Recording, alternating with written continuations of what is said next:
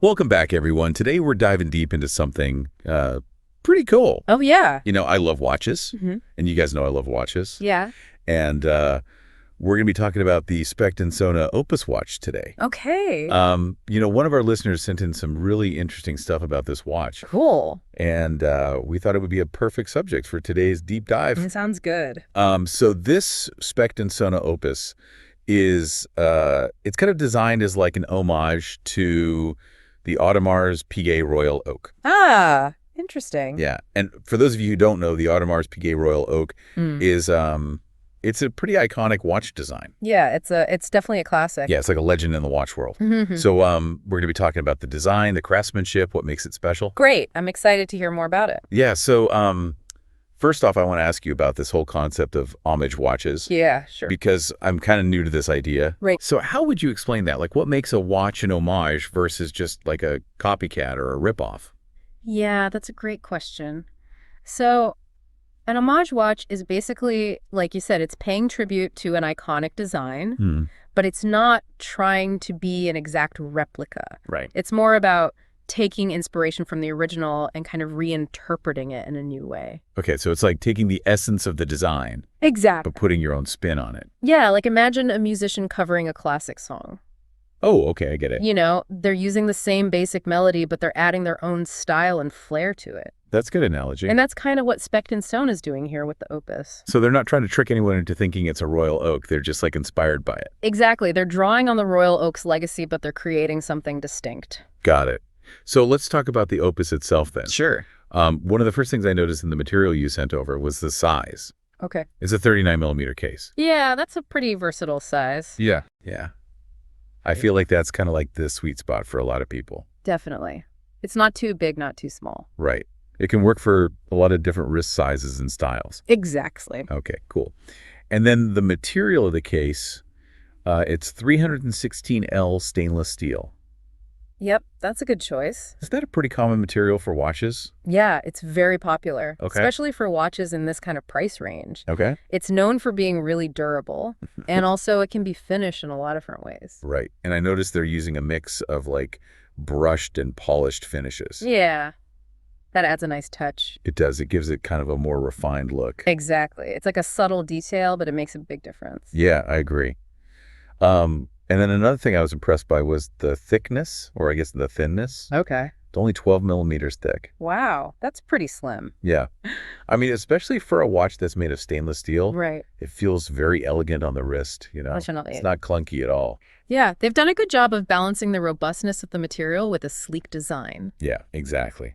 Yep. And speaking of design, we can't forget about that angular bezel. Oh, yeah, that's a key element. It's very reminiscent of the Royal Oak, right? Definitely. That sharp geometric shape is one of the Royal Oak's most recognizable features. Yeah, it gives it a very distinctive look. And then there's the integrated bracelet, Yes. which is another hallmark of the Royal Oak's design. It's so cool how it just like seamlessly flows into the case. Right. It creates this really fluid, almost sculptural look. Totally.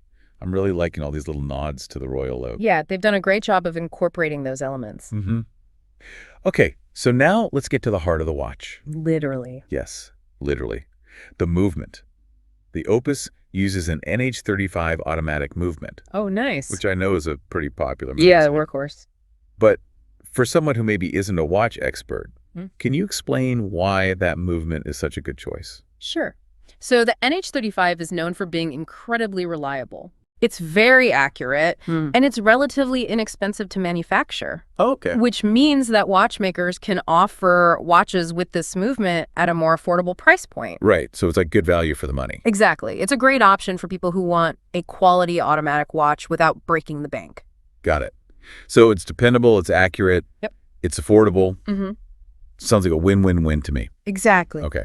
And then on top of that movement, they've got a scratch-resistant sapphire crystal, Oh, very nice. which I know is a big deal in the watch world. Yeah, sapphire crystal is definitely a sign of quality. Okay, why is that? Well, sapphire is incredibly hard. It's actually the second hardest natural material after diamond.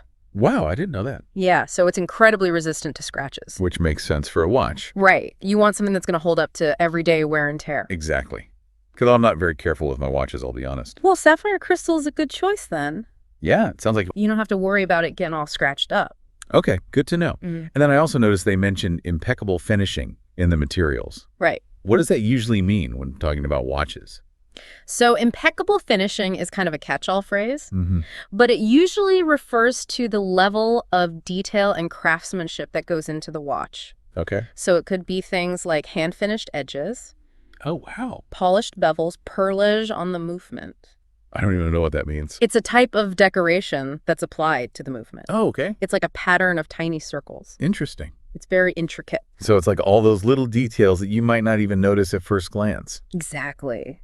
But they really elevate the overall quality and feel of the watch. That's cool.